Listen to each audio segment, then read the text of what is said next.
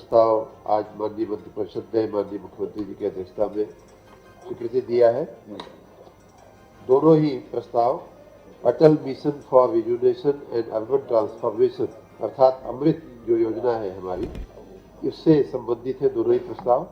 ये योजना भारत सरकार ने 2016 से शुरू किया था। उन्हीं के समर्थन से फंडिंग उनकी भी आंशिक है, उनके समर्थन से ये योजना चलती है और विशेष रूप से जलापूर्ति, सीवरेज, पार्क निर्माण और ग्रीन स्पेस की परियोजनाओं, पेयजल सहित ये योजना लागू पड़ती है नगरीय निकायों में। अमृत एक योजना में कुल 328 कार्य लिए गए थे 60 निकायों में, जिनमें से 307 पूरे हो चुके हैं, 21 गतिशील हैं।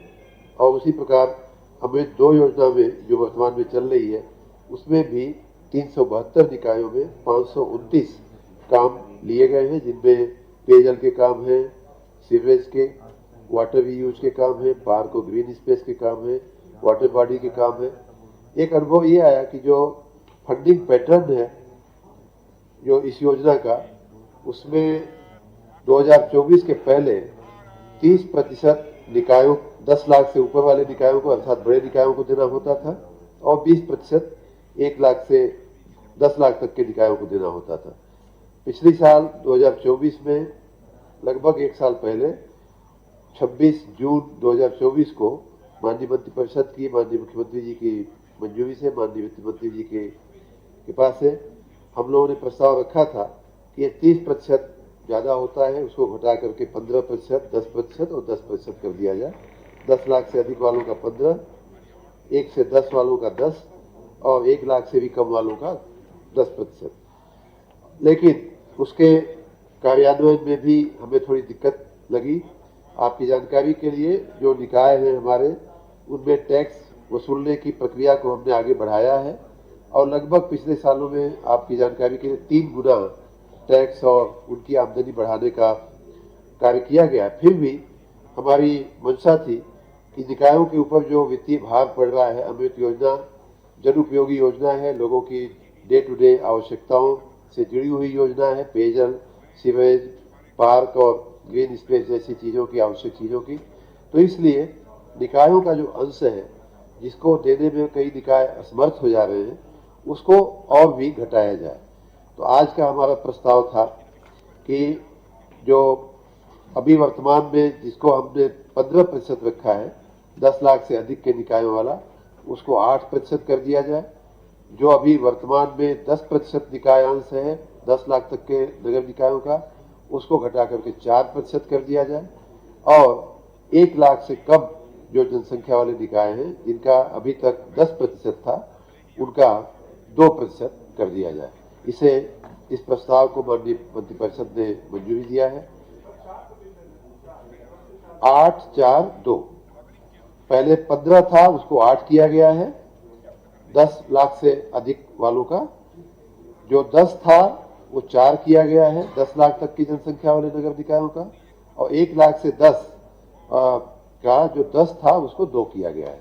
842 होगा। अब उसी से जुड़ा हुआ एक प्रस्ताव ये भी था हमारा दूसरा प्रस्ताव, और इसलिए जो हम लोगों ने व्यवस्था की है उससे लगभग 1400-1500 करोड़ रुपए का अतिरिक्त बोझ राज्य सरकार पे आएगा। लेकिन निकायों को बहुत बड़ी राहत हो जाएगी। वो निकाय भी इस योजना का लाभ ले सकेंगे जिनके पास वित्तीय संसाधनों की थोड़ी कमी रहती है। उसी से जुड़ा हुआ एक अलग प्रस्ताव ये था कि अमृत 1 में, जैसा कि मैंने बताया कि 328 योजनाएं कार्यान्वित हो चुकी हैं, उसमें हमारे जो निकाय थे जिन्होंने इसका लाभ लिया था, 60 निकाय थे।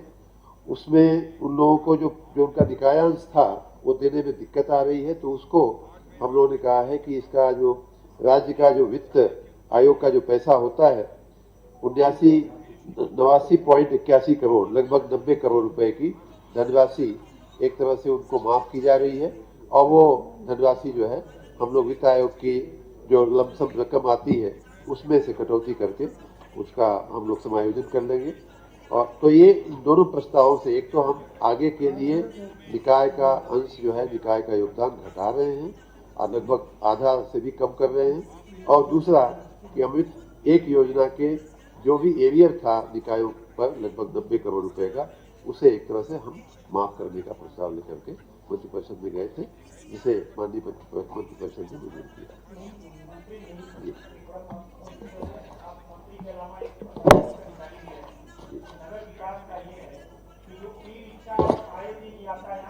ये दबाव बढ़ रहा है, अगर कोई मरीज भी है तो रास्ते में मर जा रहा है, वो अस्पताल तक नहीं जा पा रहा है, और ये बहुत गंभीर विषय है।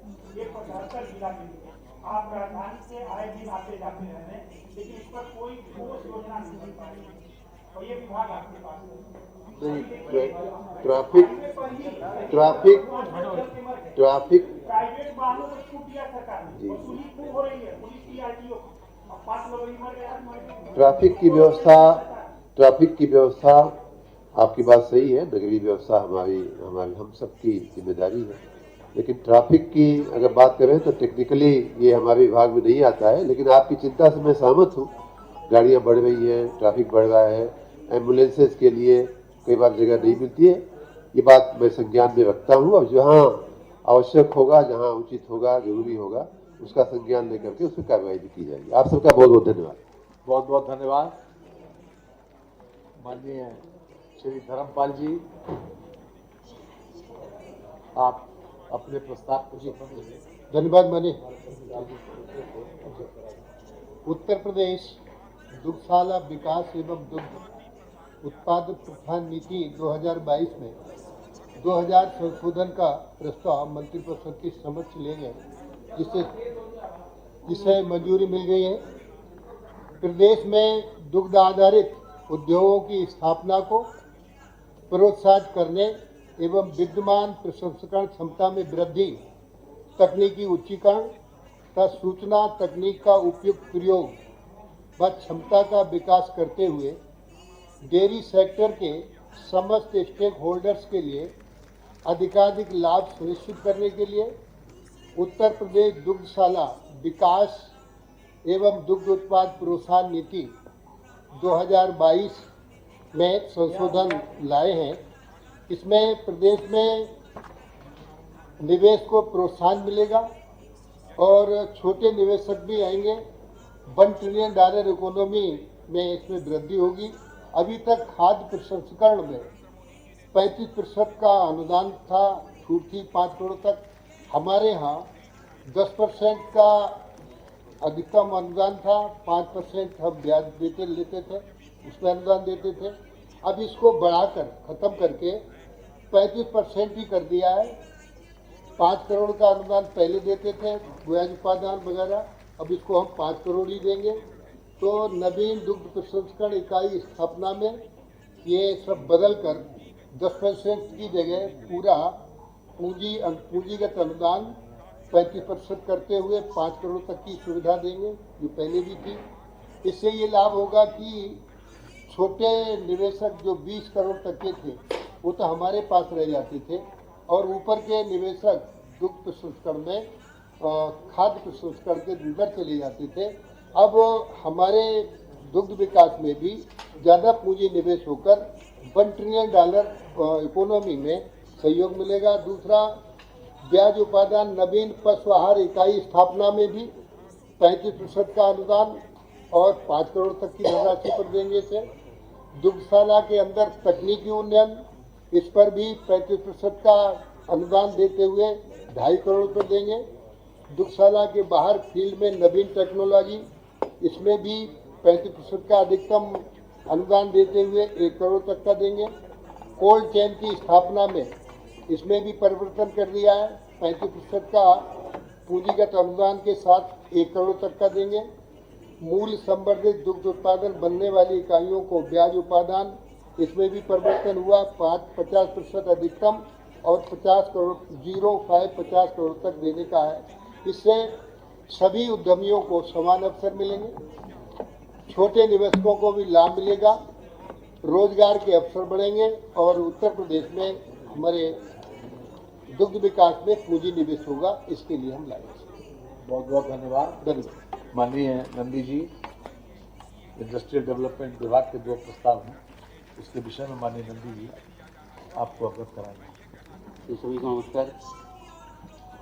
माननीय मुख्यमंत्री जी की अध्यक्षता में आज हुई कैबिनेट की बैठक में जैसा कि आप सब विदित हैं, इंडस्ट्रियल डेवलपमेंट में